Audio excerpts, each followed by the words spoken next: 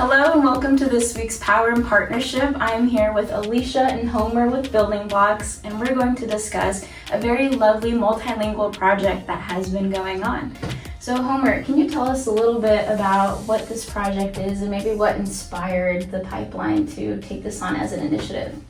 Yeah, absolutely. The collaboration, it really started because we have long-standing relationships with the multilingual population groups in Evansville. So we've got the relationships with the Latino community and the Haitian community. And so we leverage those relationships first because it was something that we could identify the need, because through the partnership with the EVSC, they are getting a lot of children that are coming in that don't have access to these resources, the school readiness resources. So we were able to, through that partnership with EPN that it created, we were able to go ahead and see that this was a need for those families in our community so that their children would be ready for school.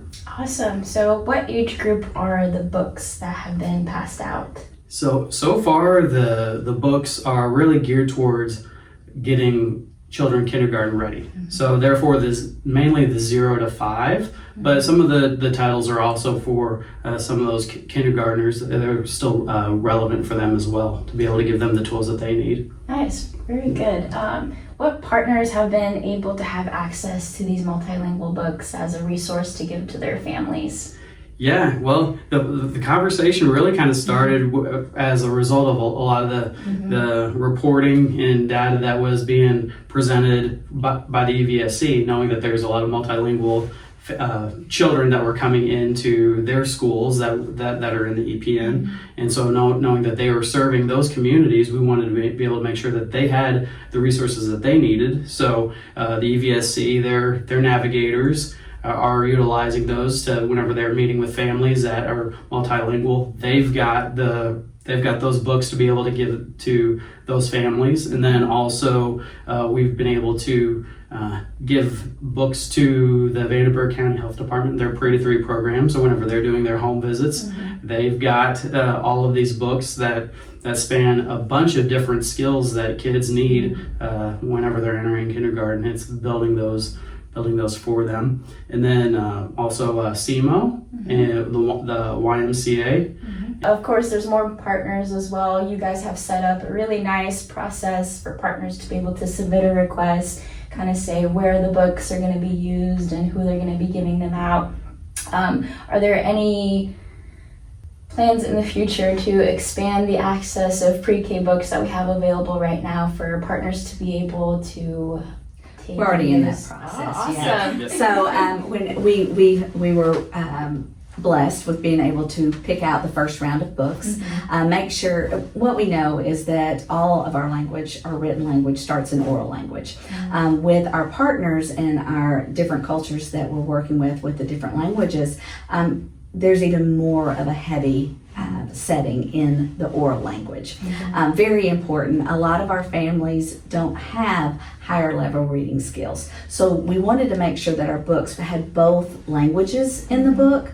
And like you said, it's 0 to 5 books. So we have very simple books like Big Fat Hen. And so you see, you've got both languages on the same page. So the adult in the situation, he knows or she knows, whomever is reading the book to the child, that they're learning English as well as the child in a very simplistic, non-judgmental, non-burdened way of being able to have that. So it's a great opportunity for us to build the parent relationship, to give them power as the parent to be the child's first teacher and do those things. So we started with the first set of books. We've been able to get it to some of our partners, but then we also took it a step further. So we have a relationship again with the Haitian community and the Latino community. So it's getting those books in bags and just getting them out to the communities, because we know our partners want that, to have resources for them and their people going into the homes to have, yet we don't want them sitting in an office. We want to make sure that they're out there. An example is we are about to be in the Jacobsville Parade. Our theme is going to be Curious George, and so we bought different books with both languages in them, so that when we hand them out at Jacobsville, an English-speaking child, a Haitian Creole-speaking child, or a Spanish-speaking child will have opportunity to see all the languages in a book, get some Curious George things going on. United Way is also partnering with us and will be on the float with us to be able to, we put a QR code up with it so that we can then have the parents. Last year we had 50 during the parade that reached back out to us for more books. And so this has spurred such a bigger project. Building Blocks is all about early literacy.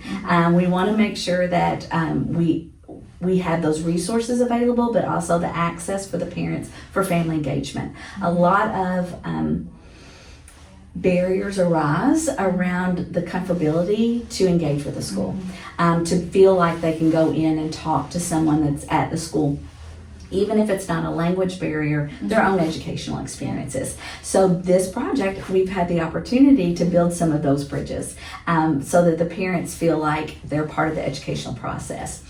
Even past just language is the cultural barrier. And so we partnered with one of our providers. When she heard about this, she said, I've got a list of books that if you could buy one or two of these off of this list, and she had 30 plus books on it. She said it's full of diversity. It's full of different, not just skin color, but cultural things and types of things like that. And so Shantae, I said, what if we put this list out there for everyone, and we bought a couple of dozen of the sets, and so we've been able to purchase all of them. Now her children and her facility have access on a daily basis within her family child care home, but then each child was gifted that, so they started their own home library with some of these books. So it started in one space and has met that need, but then we've identified other needs through the process, and we're trying to make sure that we're very sensitive to and how we can support and help that in the community.